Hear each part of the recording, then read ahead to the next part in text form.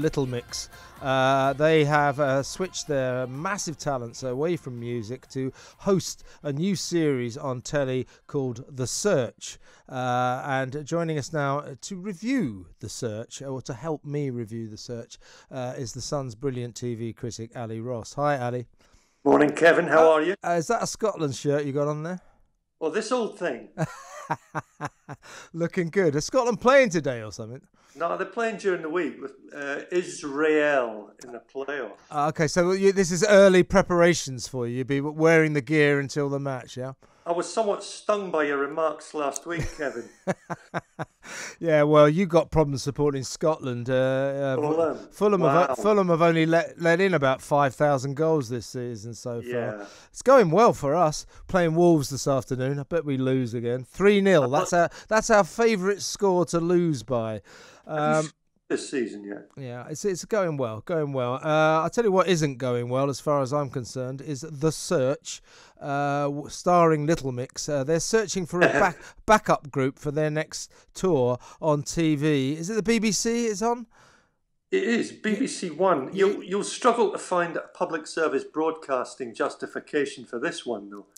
I mean, you know, we often joke about this. You know, you make me watch these programs. So I settled down to watch this last night, and after about 5 minutes, I said, I can't watch any more of this. But I was so compelled by its breathtaking awfulness that I kept watching. You know, a bit like a car crash. It was, you know, I mean. It's hard going. Come back, Steph McGovern. All is forgiven. This is the worst programme I've ever seen. Yes, steady on a minute there. Hold it up. Okay, I'm going over the top there, but you know what I mean. Yeah. They're creating 6 bands, and only one of them gets to go on tour with Little Mix. But the second prize is you get to go on tour with Little Mix twice. Got to live with them, yeah. Got to move in. This tour, we don't know when it's going to happen. It's like Britain's Got Talent promising the winner a slot at the Royal Variety performance. 2030. This will be a retirement tour by the time it actually kicks off. So they're looking for a boy band, a girl band, a hip hop band, a German umpire band. You name it. They are looking for them. So what I saw, I mean, I'll be honest with you, I think I gave up after about half an hour. But right. Basically, Little Mix, we see lots and lots of shots of them in concert here, lots and lots of their records. And then they go and sit in this sort of studio, and a bunch of sort of manual workers, male workers, come in and say, "I'm an electrician, but I want to be a singer. You know, I lay cables for a living, but I always wanted to be a singer." And then they then they do a sort of terrible impression of, you know, a pop, you know, that sort of X Factor type of singing. And Little Mix sit there going, "Oh, he's lovely, isn't he? Oh, he's good. He's like, oh, I like him."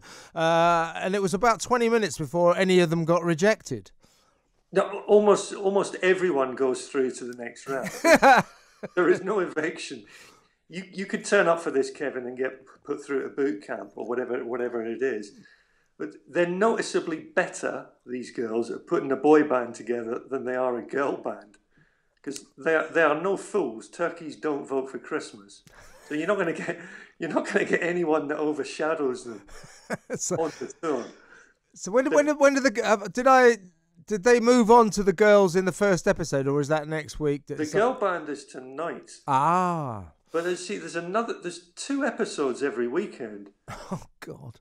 So tomorrow they do the mixed band. And what these girls are very good at is saying, we're all about girl power.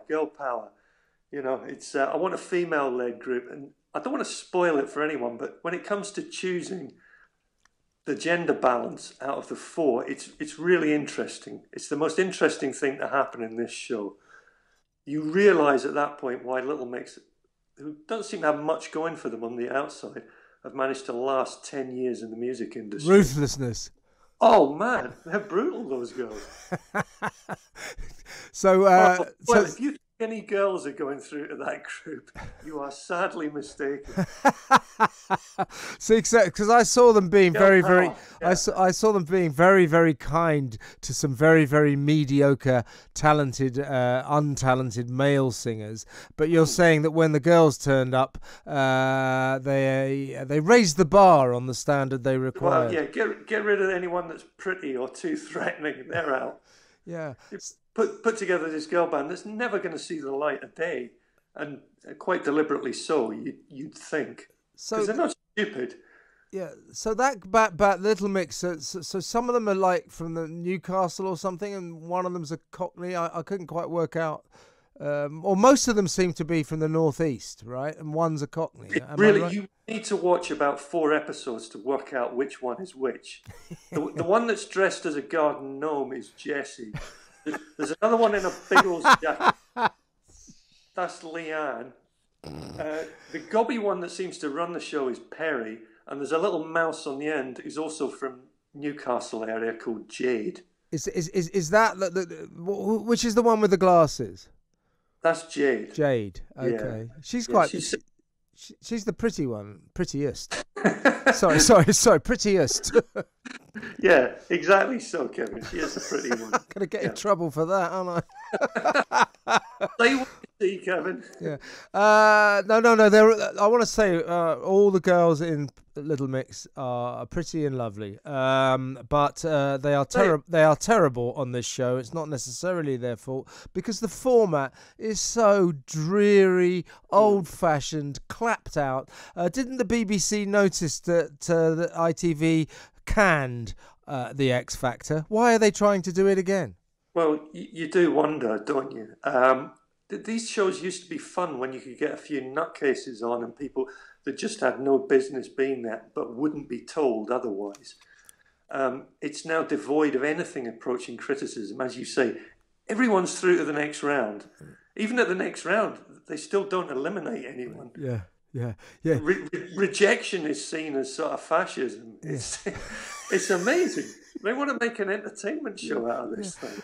And when the people at the BBC commission the show and they take a look at the pilot, early, didn't anyone at the BBC sort of notice the elephant in the room? That this that's a bit cruel. No. Where's this going? Don't say any names. That this program is intensely tedious. It is so boring, and I realise that you and me, Ali, we're not the sort of intended target market. But even the most pop-obsessed kid is going to find this dreary, old-fashioned drivel boring to the point of absolute bone-crushing tedium. It is a real chore. It's an endurance. I've watched all 4 episodes now. Oh my God. I have recognised one song, Whole Lot of Love by Led Zeppelin. And that's your lot. And it tells me they don't want me to watch. But this is the BBC chasing the youth market. And you just know it's been commissioned by someone who's 50 odd. Yeah, about 56 years old. I think the kids are like this. Yeah, we'll be so positive. Hey, you're all wonderful. Everyone's in the band. Yeah. If anyone from the BBC, in the higher echelons of the BBC, is listening, I have a message for you. Kids will never, ever, ever watch the BBC. Stop chasing shadows and start making programmes for your core audience, all of whom are over 50, right? Yeah, it's optimistic to think that anyone's from the BBC is listening, Kevin, but I heartily endorse your message. Exactly, which brings us on to the next point. What did you make of the fact that it was revealed this week that the reboot, the remake of All Creatures Great and Small, very faithful to the original BBC smash hit, family drama in lovely scenery up in Yorkshire, lots of lovely little animals, perfect family Sunday night viewing. If the BBC put that on Sunday night, we're talking 7 million, I'll tell you. The BBC rejected it. Channel 5 took it up. It's breaking all records for Channel 5. What's going on at the BBC? They didn't want this programme. Well, it was a good story, and it absolutely makes sense. You can believe it, even though it was all source. A source said this, a source said that. no verification from the BBC, but no denial either, Yeah. because it just smacks of the truth. And All Creatures Great and Small is what should be sitting in the 7 o'clock slot on Sunday night BBC One, which is where you'll find Little Mix telling everyone they're brilliant. it's what a cock up. I mean, that's just ridiculous. You're exactly right. Going for an audience that they don't have, when there's an audience sitting out there, you're crying out for programs like All Creatures Great and Small, especially on a Sunday night, which they want unchallenging, viewer-friendly, whimsical stuff, and it would have been perfect. Yeah, I'll tell you, as I say, it's getting like 3-4 million on Channel 5, which is phenomenal for Channel 5. I think it's its biggest hit of all time. It would get 7 because of the BBC factor. If they put that on BBC One Sunday night, 7 million guaranteed. But they're more interested in ticking boxes than getting viewers, aren't they? Oh yeah. Talking of programs that won't go away, have I got news for you? Celebrating its its 60th anniversary, and with all the original cast. Yeah, it feels longer, doesn't it? Seriously, it's the 30th anniversary of the show. That's 30th anniversary. Still there. There's still the same theme tune, the same graphics, just about. Staggered back on last night, was it? Yeah. How was it? Paul Merton's had a haircut since about 1997. Either it was filled with indignation that Tim Davie could have questioned the political balance of these sort of shows. And his lot got on his high horse, which is a very high horse for a very short man. Yeah, all horses are high for Ian. And just let rip, and just think, well, just make it funny, and then it would not be an issue. But what was the nature of Ian Hislop's invective? Well, the nature of it is he seems to think that Tim Davie's there to cover up the government's mistakes, and that he wants them to do that as well. And it's not. They just want a bit of even-handedness, so you get everyone instead of just 50% of the politicians who were on show, and hopefully be funny about all of them. But that's absolutely beyond them. Were they being characteristically hilarious about the Tory government? Yeah, he did. They fell into the trap of doing everything Tim Davies accused them of, which is just jokes about the Tories and Donald Trump, and nothing else. But did they record it in time to make fun of Donald Trump now he's very ill? They didn't. No, it was done on Thursday night, so there was no reference. There was just the usual abuse. Which actually kind of rather renders it kind of pointless. Have I got news for you? Have I got old news for you? They haven't even got time to cover the biggest story in the world right now, that the president is in hospital with the coronavirus. No mention of that then. So not a particularly topical satirical show then. Toothless and off topic. I saw the new Spitting Image yesterday, and it's tell me about it. It's a bit hit and miss, but they changed up on the Friday morning, and it goes on BritBox today to include the Donald Trump stuff. Right. And it had a go at Keir Starmer as well, and Lewis Hamilton. It's slightly more even-handed, put it that way. Well, I hear, though, that the only Labour politician who gets lampooned is Keir Starmer. People say, well, why didn't you do Diane Abbott or Dawn Butler or any of the other usual suspects on Labour's side? And apparently the producers replied, well, if you want us to do more Labour politicians, you'll have to vote them into power.